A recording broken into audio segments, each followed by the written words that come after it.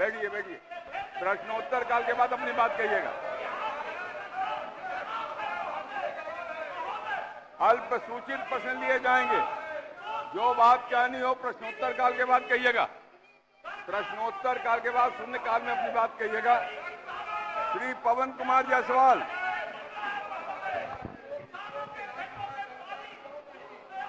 बैठ जाइए महोदय। प्रश्न, अरे भाई आप ही लोगों ने सब दलीय बैठक में कहा था प्रश्नोत्तर काल चलने देंगे, और जब चल रहा है तो क्यों व्यवधान पैदा करना चाहते हैं?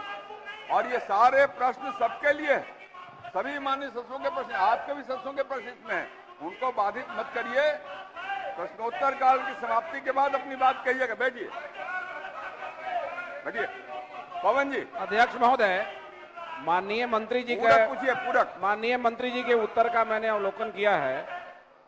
माननीय मंत्री जी ने स्वीकार किया है कि राज्य के सभी हेल्थ एंड वेलनेस केंद्रों पर लगभग 55 तरह की दवाइयां कम उपलब्ध है।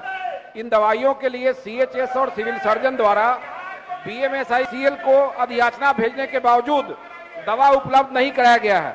हम माननीय मंत्री से जानना चाहेंगे कि BMSICL को दवा निर्माता कंपनियों के साथ जो अनुबंध हुआ, दवा निर्माता कंपनी दवा उपलब्ध कराने में असफल है कि BMSICL भेजने में असफल है, और दोनों में जो दोषी हो उसके विरुद्ध क्या मंत्री जी कार्रवाई करने का विचार रखते हैं? माननीय मंत्री महोदय, दवा का जब क्रय करना होता है तो निविदा प्रकाशित की जाती है, और निविदा प्रकाशन के बाद जो दवा आपूर्तिकर्ता कंपनी होता है उसके द्वारा यदि सभी आहर्ताओं को पूरा किया जाता है तब उसके साथ रेट कॉन्ट्रैक्ट किया जाता है। लेकिन मैंने अपने जवाब में लिखा है कि अभी 71 प्रकार की दवाइयां ही उपलब्ध कराई जा रही हैं और 126 प्रकार के दवाइयों का अनुबंध अभी हुआ है। इसका मतलब ये हुआ कि अनुबंध होने के पश्चात आपूर्ति आदेश दिया गया है, और आपूर्ति आदेश में ये रहता है कि 60 दिनों के अंदर उनको आपूर्ति करना होता है। अभी विगत 1 महीने में कई दवाइयों के अनुबंध कराए गए हैं। तो मैं माननीय सदस्य को यह आश्वस्त करना चाहता हूं कि अगले कुछ दिनों में ये जो शेष 55 प्रकार की दवाइयों का अनुबंध हुआ है उसकी आपूर्ति कर दी जाएगी।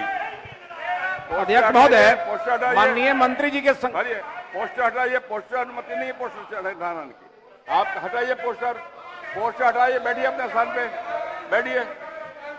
अध्यक्ष महोदय, माननीय मंत्री जी के संज्ञान में केवल हम देना चाहेंगे कि पूर्वी चंपारण के सिविल सर्जन ने 1 से 9 अप्रैल के बीच में 2024 में 307 दवाइयों की अधियाचना की है।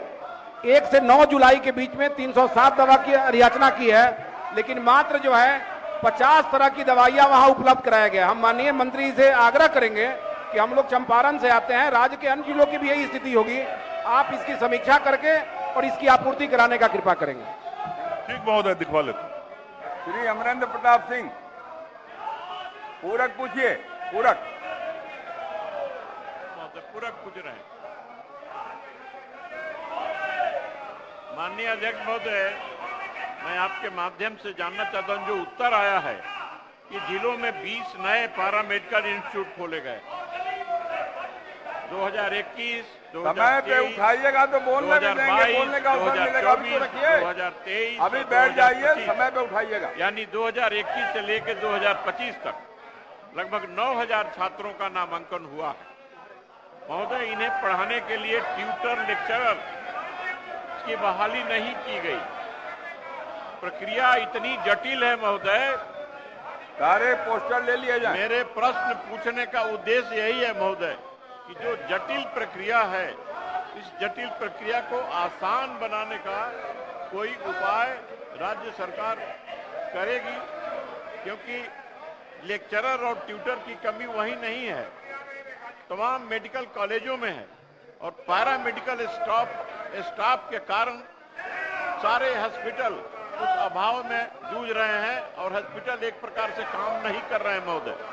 इसीलिए मैं यह जानना चाहता हूं माननीय मंत्री महोदय से कि क्या इन सब प्रक्रियाओं को आसान करके और तुरंत और त्वरित रूप में कोई कार्रवाई करना चाहते हैं? अपने स्थान पे बैठ जाइए। हिंदुस्तान में एक हम समझते हैं ऐतिहासिक कदम रहा।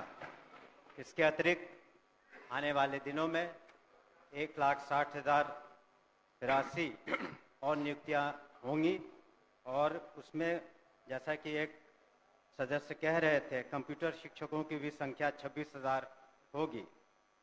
इसके अतिरिक्त स्थानीय निकायों से जो शिक्षक थे उन्हें राज्यकर्मी का दर्जा देने के उद्देश्य से हम लोगों ने सक्षमता परीक्षा रखी और प्रथम सक्षमता परीक्षा में 1,87,000 स्थानीय निकाय द्वारा ये लोग उत्तीर्ण हुए।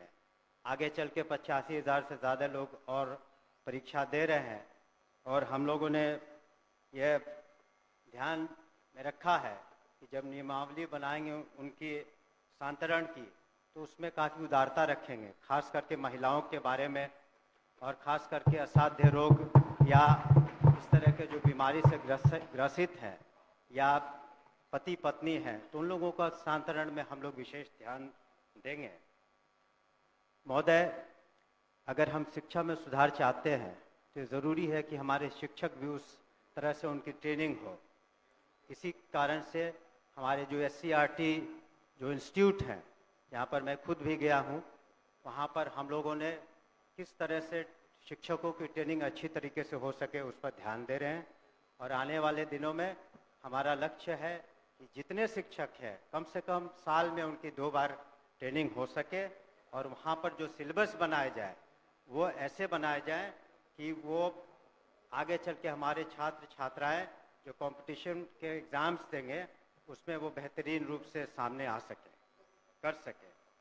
इसके अतिरिक्त जो आधारभूत संरचना है हम लोगों ने ध्यान दिया है कि किस तरीके से स्कूलों में जो बुनियादी सुविधाएं हैं उसको दे पाएँ। उसके लिए हम लोगों ने कार्रवाइयाँ की हैं मुख्यालय स्तर पर और जिला स्तर पर और हमने सभी माननीय सदस्यों से 10-10 विद्यालयों की सूची भी मांगी है जिसका आने वाले सत्र तक, इसके बाद के सत्र तक उसका हम लोग जीर्णोद्धार करने का प्रयास करेंगे। कई माननीय सदस्यों ने शिकायतें भी की थी कि जो काम हुए अच्छे तरीके से नहीं हुए हैं तो उस पर हम लोग इंक्वायरी करा रहे हैं और जो भी दोषी पाए जाएंगे उन पर निश्चित रूप से कार्रवाइयाँ होंगी और कुछ कार्रवाइयाँ हो चुकी हैं। हम लोगों ने ये भी सुनिश्चित किया है कि जो हमारे निजी विश्वविद्यालय हैं उनका रजिस्ट्रेशन हो सके ताकि सही आंकड़ा आ सके और जब उनका आधार सीडिंग कर देंगे तो ये पता चलेगा कि जो 25% जो गरीब बच्चे हैं, बच्चियां हैं और जिसके खर्चे की प्रतिपूर्ति सरकार करती है वो सही आंकड़ा आ सके हमारे पास और इस तरह से प्राइवेट स्कूलों में भी हम सही तरीके से मदद कर पाएंगे।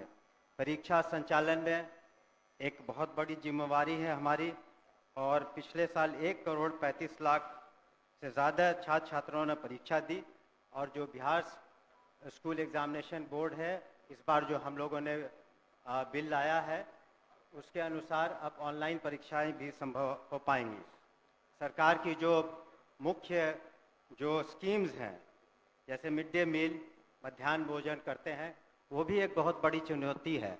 उसमें नित्य 1 करोड़ करीब 10 लाख बच्चों को हम मध्याह्न भोजन सही तरीके से देते हैं और उसमें जो अगर शिकायतें मिलती हैं तो हमारे कमांड कंट्रोल सेंटर पर कोई भी व्यक्ति उसके बारे में सूचना दे सकता है, उसके बारे में हम कर सकते हैं और डायरेक्ट बेनिफिशियरी ट्रांसफर्स हम करा रहे हैं, स्टूडेंट क्रेडिट कार्ड भी हो रहा है और अंत में मैं कुछ आंकड़ों को प्रस्तुत करना चाहूँगा जिससे पता चलेगा कि किस तरह से शिक्षा में गुणात्मक सुधार आए हैं। शिक्षकों की संख्या महोदय 2006 में 1,80,000 थी, इस बार 2024 में 5,77,000 है। इस तरह से विद्यालय में जो छात्र और शिक्षक का अनुपात था पहले जो 65 और 1 का था अब 32 और 1 का हो गया। उसी तरह से साक्षरता दर में महिलाओं में पहले 33% थी अब 74% हो गई है।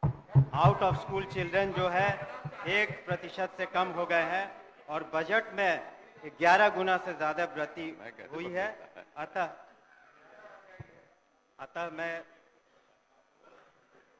अपने शेष अब जो एक हमने कहाँ टाइम है, अब समय कहाँ है? अतः सदन हमारी मांग को पारित करे और हमारी जो प्रोसीडिंग का पार्ट बना दिया जाए, हमने जो वक्तव्य है। क्या माननीय सर श्री अजय कुमार सिंह अपना कटौती प्रस्ताव वापस लेना चाहते हैं?